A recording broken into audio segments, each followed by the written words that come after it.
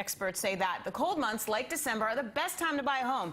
Think about it. You have less competition from other buyers. Mortgage brokers have way more time to focus on you.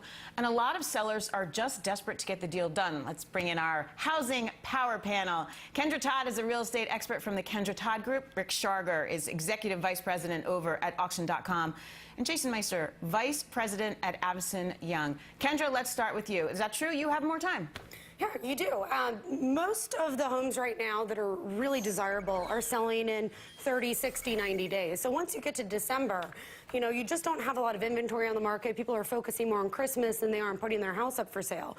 But if you're a buyer, it's an excellent time to buy because you don't have those multiple offer situations quite so frequently. You find a house that you like, you have a way better chance of actually purchasing it. Rick, it's often true that if you're putting your house up in December, you got to go, right? You're not doing it because you have nothing better to do. There's a legitimate reason why you're selling that house.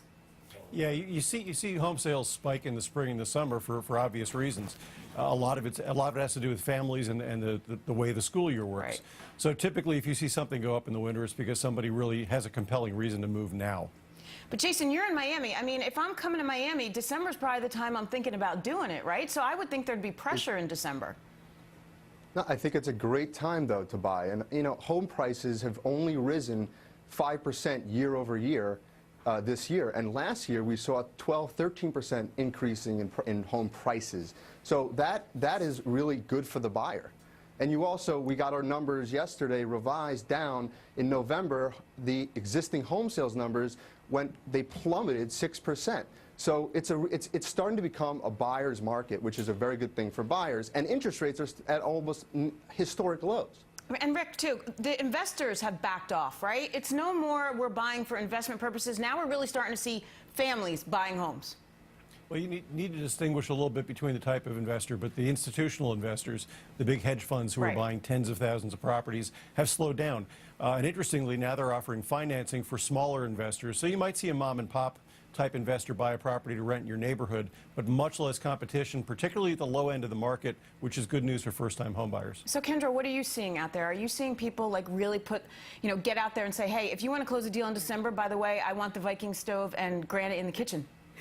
Well, here's the bottom line. I think if you can lock in a mortgage interest rate under 4.5%, anytime between now and the end of 2015, that's the time to buy. Because rates are going to go up, probably 1, maybe even 2 percentage points. And so forget December, January, February. If you can get a mortgage rate below 4.5%, you've won. Jason, you think that's going to make a difference, though? I mean, look, rates are going to go up, but they're not going to 9%. That was, or 11, I think, was my first mortgage. I mean, they're not going there. Where are we going? We're going to 4.15, 4.25. Do you think that's going to put a screeching halt to the housing market? I don't think you're going to see an immediate increase in the rates. I think that it's going to push out towards the end of the new year, possibly into the next year.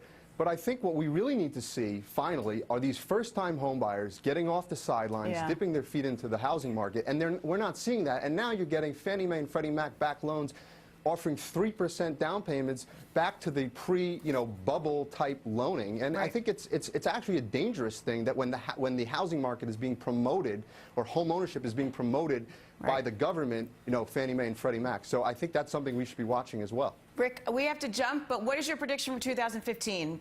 A housing market up or down? It's going to be flat. For 2014, you're going to see 4.9 to 5.1 million homes sold, about 500,000 new homes sold. So virtually the same numbers we saw this year. Well, thank you guys so much. And I think selling in December sounds like a good thing to me, especially if you're in Miami. Thank you both. Thank you all. All right, well, search and rescue, a coalition pilot captured by